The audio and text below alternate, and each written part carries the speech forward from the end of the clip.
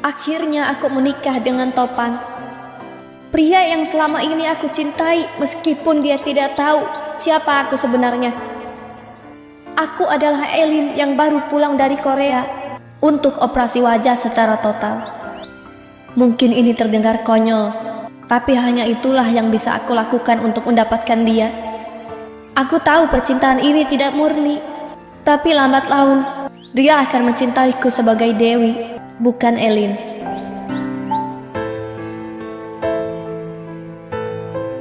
Kenapa nggak kawin aja sih bang? Kan enak. Gua tabok lu, Nak. Ya kan katanya minta solusi. Ya tapi yang bener dong. Tapi bener sih bang, gue juga setuju kalau lu nikah. Setujunya dari mana, hah? Ya kan lu emang udah sepantasnya nikah bang, di umur segini. Ya bukan soal umur, Yot. Ini kan soal kesiapan hati. Lagian gue juga gak punya perasaan sama sekali sama dia. Tapi kan perasaan bisa dibentuk bang. Lu juga setuju, Dot, gue nikah? Ya setuju aja, kenapa enggak? Hah, enggak. Enggak ada yang bener lu berempat. Kalau lu, Bi, gimana menurut lu? Ya, gua aja pengen nikah bang di umur segini. Masa lu nggak mau sih? Ya, sama aja lagi lu. Nah, kalau lu nggak mau, ya si Robi aja yang nikah sama si Dewi. Ide bagus tuh. Dengan Teh Dewi nikah sama si Robi, otomatis kan Teh Dewi tinggal di rumah si Robi. Apaan sih lu? Tanya dulu Teh Dewinya mau nggak sama gua? Jangan. Enggak setuju gue. Lah, kenapa bang? Ya sayang aja. Cewek baik kayak gitu kawin sama bajingan kayak si Robi. Ya mending sama gua. Ya udah makanya kawin sama lu, kawin aja sama lu. Masalahnya dia mau nggak sama gua? Yakin mau bang? bang. Yakinnya? Ya, lu nggak jelek-jelek amat bang. Iya bang. Lagian kan cuma pura-pura bang. Apa susahnya? Iya, cuma itu solusinya. Udah deh, aman kalau lu kawin sama dia. Ya kalau lu belum cinta, ya udah nggak usah tidur bareng dulu. Anggap aja orang lain. Udah beres. Tapi dosa Dot, nggak bisa pernikahan dijadiin mainan kayak gitu. Lah, tumben lu si Raja Mokel bisa ceramah kayak gitu.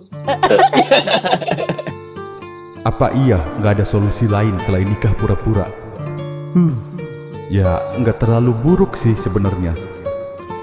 Cuman lucu aja kayaknya kalau harus pura-pura. Apa gue coba dulu ya ngomong sama dia? Siapa tahu ternyata dia juga setuju sama solusi ini. Iya deh. Kaget, kirain udah tidur. Lagi ngapain? Enggak, lagi ngelamun aja. Si Babe mana?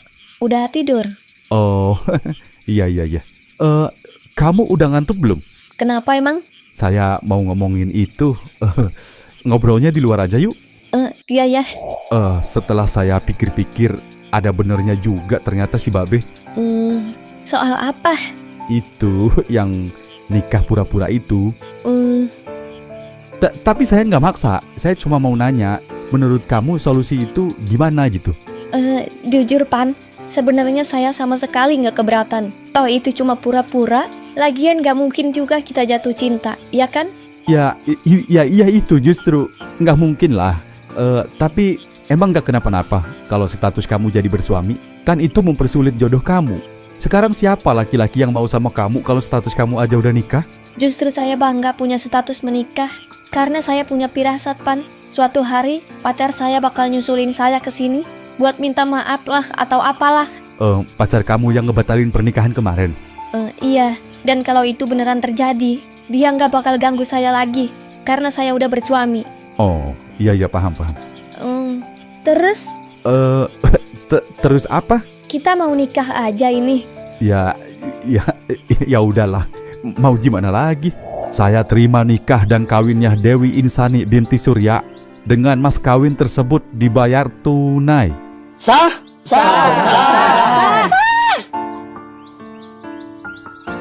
Topan, Dewi, dan El menghadapi masalah besar setelah pernikahan Dewi batal secara tiba-tiba.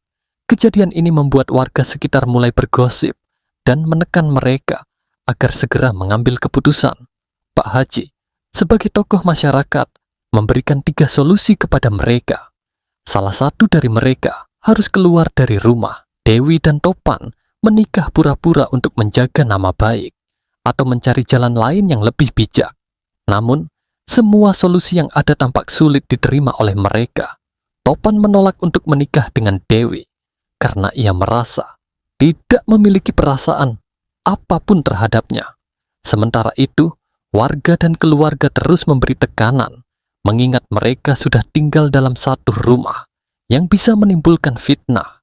Beberapa teman dan anggota keluarga bahkan menyarankan agar Topan mempertimbangkan menikahi Dewi demi menghindari skandal yang bisa berdampak buruk bagi mereka semua. Di sisi lain, Dewi awalnya juga ragu dengan gagasan ini.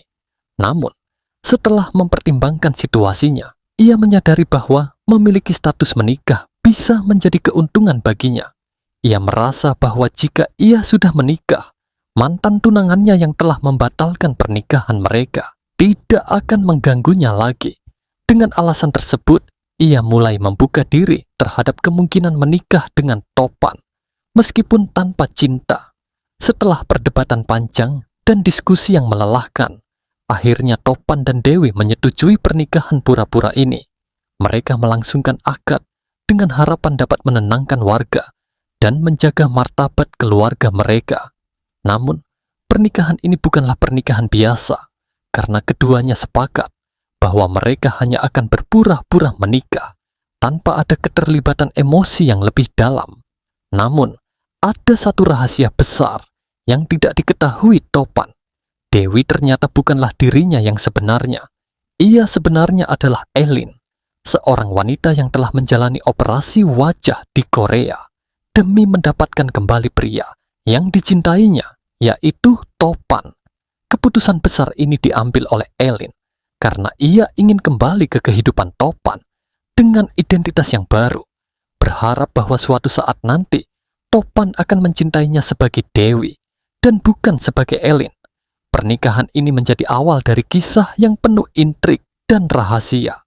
Dewi berharap seiring berjalannya waktu, Topan akan mulai terbiasa dengannya dan akhirnya bisa mencintainya.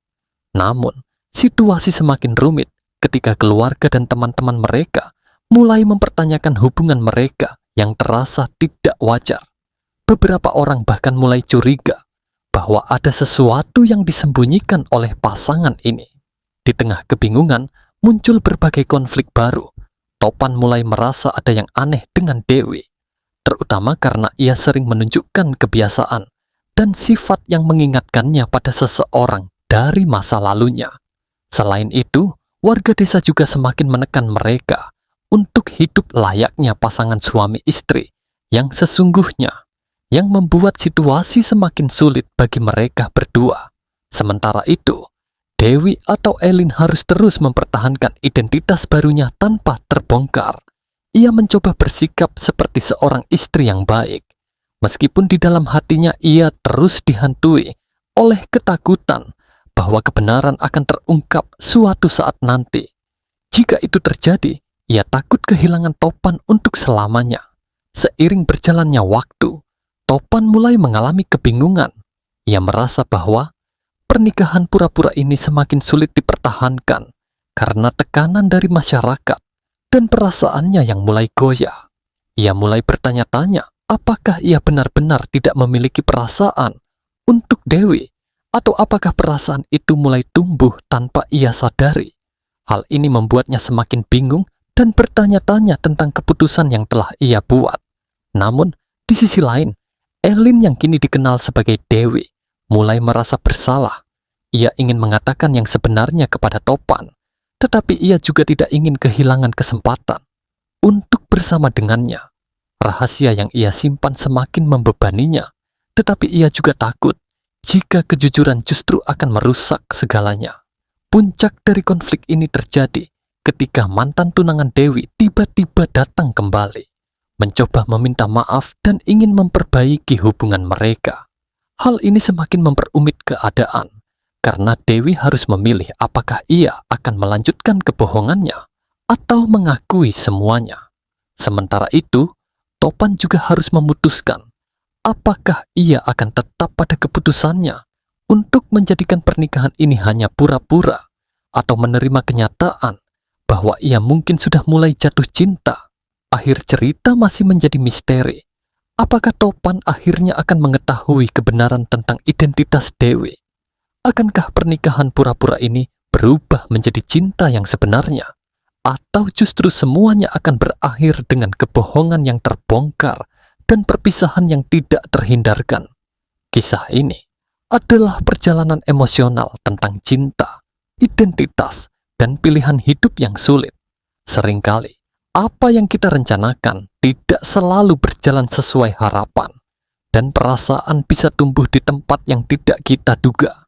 Hanya waktu yang agak